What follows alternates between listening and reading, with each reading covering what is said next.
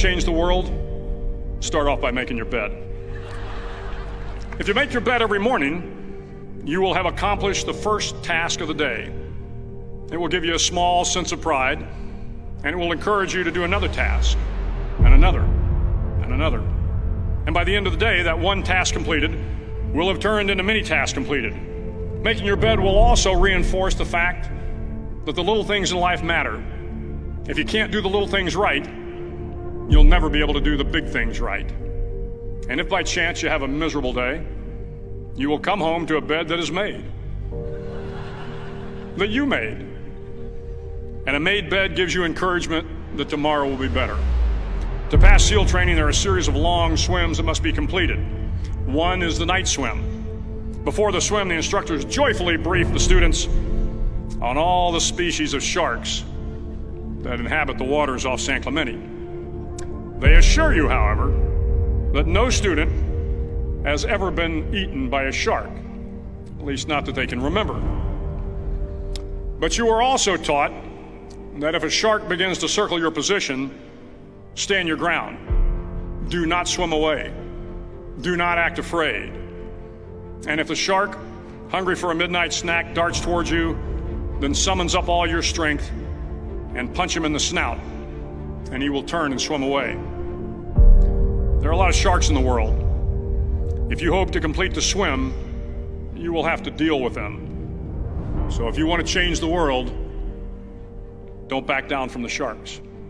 Over a few weeks of difficult training, my SEAL class, which started with 150 men, was down to just 42. There were now 6 boat crews of 7 men each. I was in the boat with the tall guys, but the best boat crew we had was made up of the little guys, the Munchkin crew, we called them. No one was over 5'5".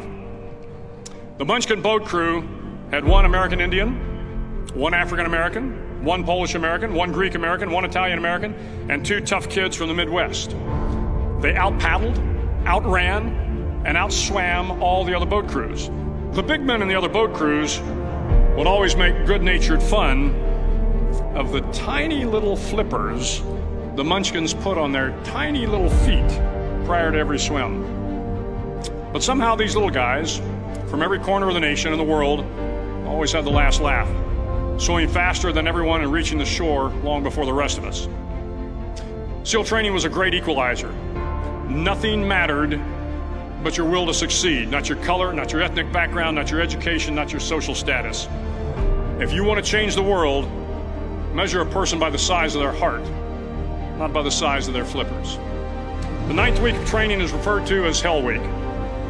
It is 6 days of no sleep, constant physical and mental harassment, and 1 special day at the Mud Flats.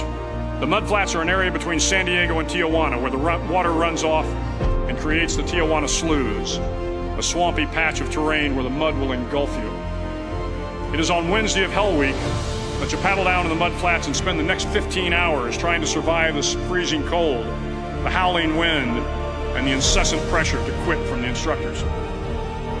As the sun began to set that Wednesday evening, my training class, having committed some egregious infraction to the rules, was ordered into the mud. The mud consumed each man till there was nothing visible but our heads. The instructors told us we could leave the mud if only 5 men would quit. Only 5 men, just 5 men, and we could get out of the oppressive cold. Looking around the mud flat, it was apparent that some students were about to give up.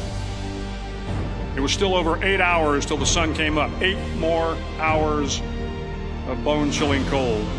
The chattering teeth and the shivering moans of the trainees were so loud, it was hard to hear anything.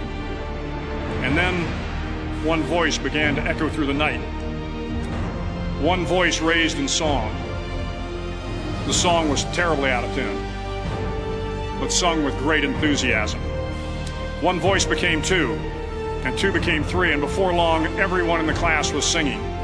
The instructors threatened us with more time in the mud if we kept up the singing, but the singing persisted, and somehow the mud seemed a little warmer, and the wind a little tamer, and the dawn not so far away.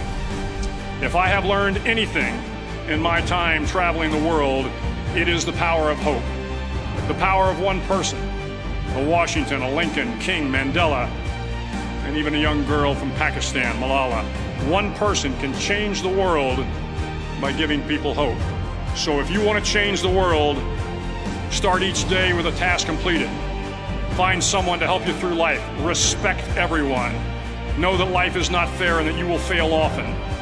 But if you take some risks, step up when the times are the toughest, face down the bullies, lift up the downtrodden, and never ever give up.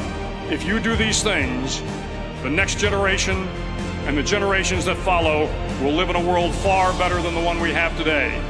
And what started here will indeed have changed the world for the better.